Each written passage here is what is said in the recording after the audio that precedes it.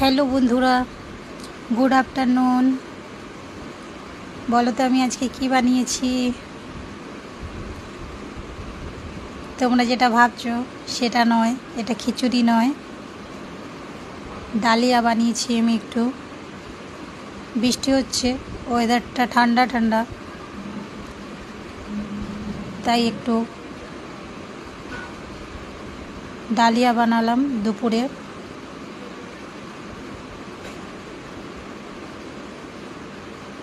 Beans, বরবটি, ফুলকপি, একটু আলু কুচিয়ে দিয়ে ডালিয়া বানিয়ে ফেললাম। বানানোর পরে ডালিয়ার মধ্যে উপর থেকে গরম ডালিয়ার মধ্যে একটু ঘি ছড়িয়ে দিলাম। ঘিটা ভালো করে মিক্স করে নিয়ে এবারে আমি খাবো। আর সঙ্গে ছিল ডিমের অমলেট। কার কার খেতে ভালো লাগে ডালিয়া আর ডিমের অমলেট কমেন্টে জানিও।